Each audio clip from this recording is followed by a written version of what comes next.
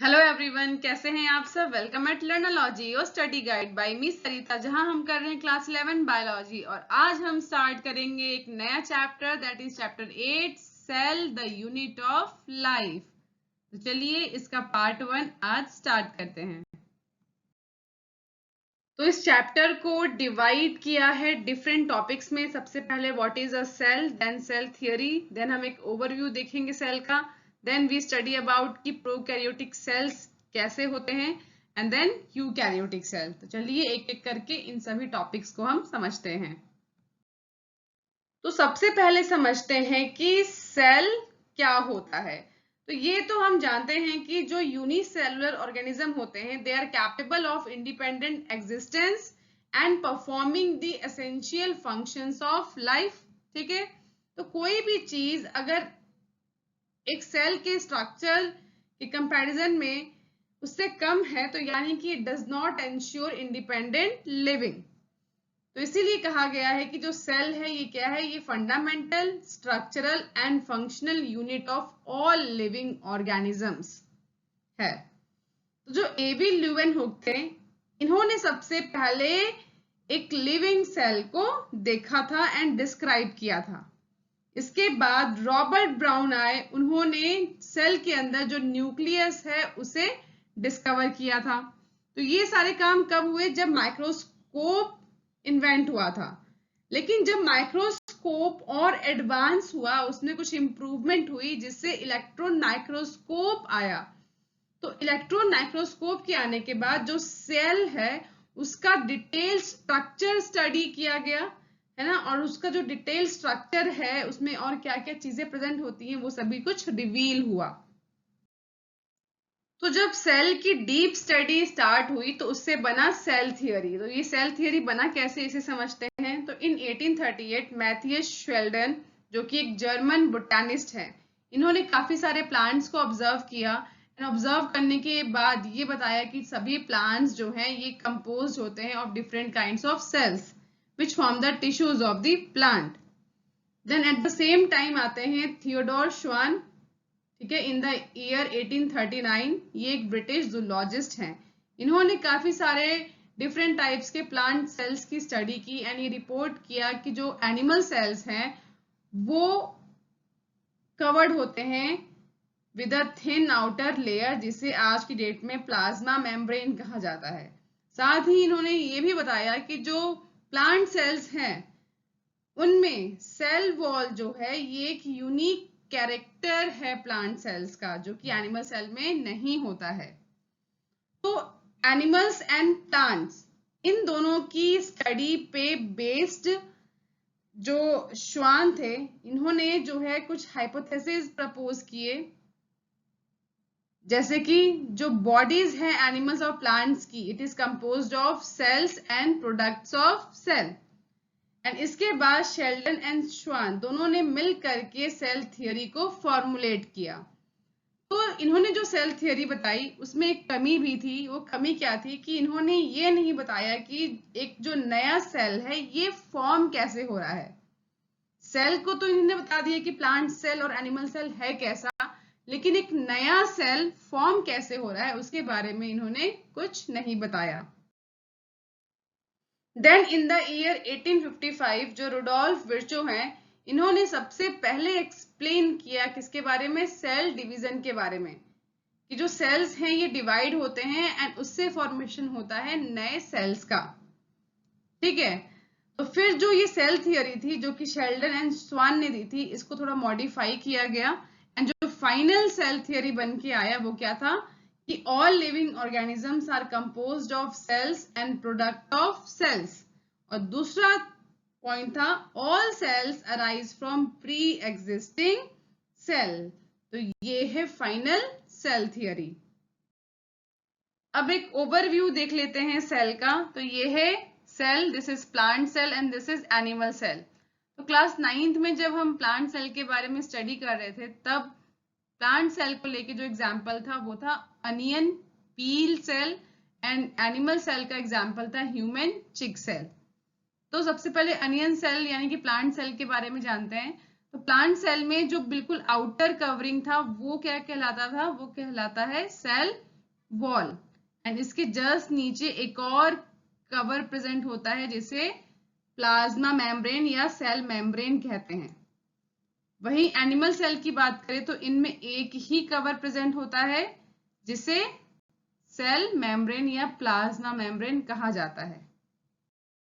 Sales के और अंदर जाके हम देखेंगे तो हमें एक डेंस सा स्ट्रक्चर दिखाई देगा जिसे कहेंगे न्यूक्लियस। तो ये है न्यूक्लियस जिसमें प्रेजेंट होता है क्रोमोसोम। ये क्रोमोसोम बना होता है जेनेटिक मटेरियल से जिसे डीएनए कहते हैं।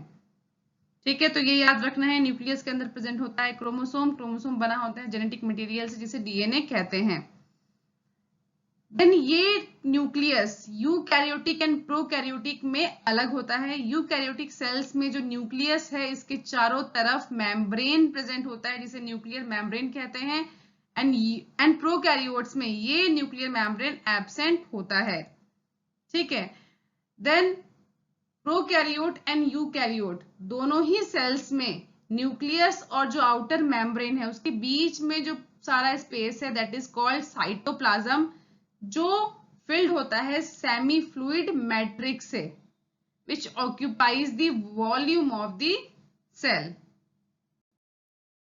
तो यहां आपको दो सेल्स दिख रहे हैं, ये है prokaryotic cell and this is eukaryotic cell. तो न्यूक्लियस एंड आउटर मेम्ब्रेन के बीच का जो सारा जगह है, स्पेस है, ये कहलाता है साइटोप्लाज्म, जिसमें सेल की जितनी भी एक्टिविटीज हैं जिसे सेलुलर एक्टिविटीज कहते हैं वो यहाँ पे होती हैं।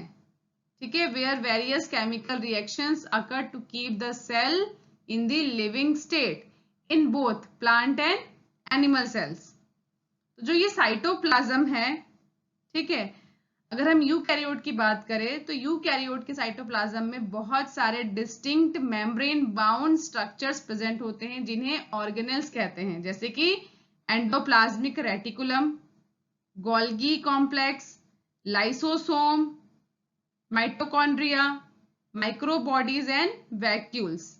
एंड जो प्रोकैरियोटिक सेल हैं उनमें ऐसे मेम्ब्रेन बाउंड ऑर्गेनेल्स एब्सेंट होते हैं जैसे कि ये बैक्टीरिया।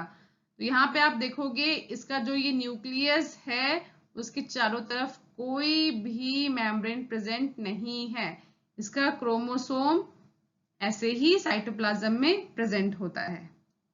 ठीक है, तो आप याद रखोगे प्रोकैरियोट्स में जो क्रोमोसोम है वो सिंगल होता है एंड यूकैरियोट में जो क्रोमोसोम है वो एनिमल टू एनिमल या प्लांट टू प्लांट वेरी करता है। ठीक है, तो सेल के अंदर जितने भी ऑर्गेनेल्स हैं उनमें से एक है राइबोसोम। तो राइबोसोम की खास बात क्या है, ये नॉन मेम्ब्रेन बाउंड ऑर्गेनेल है, यानी कि इसमें कोई मेम्ब्रेन प्रेजेंट नहीं होता है, चाहे वो यूकैरियोटिक सेल है या वो प्रोकैरियोटिक सेल है, दोनों में ही ये नॉन मेम्ब्रेन बाउंड ऑर्गेनेल्स कहलाता है। देन जो ये राइबोसोम है ये सिर्फ साइटोप्लाज्म में ही प्रेजेंट नहीं होता है, इसके अलावा ये प्लांट्स में क्लोरोप्लास्ट में भी प्रेजेंट होता है, माइटोकॉन्ड्रिया में भी प्रेजेंट होता है of both plant and animal cell, and इसके अलावा ये एंडोप्लाज्मिक रेटिकुलम में भी प्रेजेंट होता है जिसे रफ एंडोप्लाज्मिक रेटिकुलम कहते हैं। ओके, तो ये आप देख रहे हैं एंडोप्लाज्मिक रेटिकुलम, इसका जो इनर साइड है इन पे राइबोसोम्स प्रेजेंट होते हैं। एनिमल सेल जो है इनमें और भी नॉन मेम्ब्रेन बाउंड ऑर्गेनेल्स हैं जैसे कि सेंट्रोसोम जो कि न्यूक्लियस के अंदर होता है एंड ये हेल्प करता है सेल डिवीजन में। इसके अलावा जो सेल है ये काफी वैरायटी में पाए जाते हैं, ठीक है, काफी डिफरेंट साइजेस के होते हैं, शेप्स के होते हैं, अलग अलग एक्टिविटीज ये करते हैं। जैसा कि एग्जाम्पल्स है यहाँ पे सबसे स्मॉलेस्ट सेल कहलाता है माइकोप्लाज्मा। ये है माइकोप्लाज्मा जिसका साइज 0.3 माइक्रोमीटर है इन लेंथ, जबकि जो बैक्टीरिया है इसका साइज 3 to 5 माइक्रोमीटर होता है, यानी कि माइकोप्लाज्मा बैक्टीरिया से भी छोटा है। देन जो लार्जेस्ट आइसोलेटेड सिंगल सेल है वो कौन सा है, ऑस्ट्रिच एग, तो ये लार्जेस्ट सेल है। देन जो ह्यूमन का आरबीसी है यानी कि रेड ब्लड सेल है इसका साइज अगर हम देखें तो ये 7.0 माइक्रोमीटर इन डायमीटर है। Then nerve cell, it is the longest cell. ठीक है, तो नर्व सेल लॉन्गेस्ट सेल है, ऑस्ट्रिच एग लार्जेस्ट है, माइकोप्लाज्मा स्मॉलेस्ट सेल है। साइज के बाद अगर शेप की बात की जाए तो उसको भी लेके हमें काफी वेरिएशन देखने को मिलता है। जैसे कि कुछ सेल डिस्क शेप के होते हैं, कुछ पॉलीगनल शेप के होते हैं, कुछ कॉलुमिनार शेप के होते हैं, कुछ क्यूबॉइडल, कुछ थ्रेड जैसे होते हैं जैसे कि नर्व सेल हो गया, एंड इवन कुछ इरेगुलर से होते हैं जैसे कि अमीबा। तो जो ये शेप है सेल्स के, ये काफी वेरी करते हैं, और ये जो वेरिएशन है ये क्यों होता है, ये डिपेंड होता है on the function they perform. कौन सा सेल क्या काम कर रहा है उसके अकॉर्डिंग उसका शेप होगा।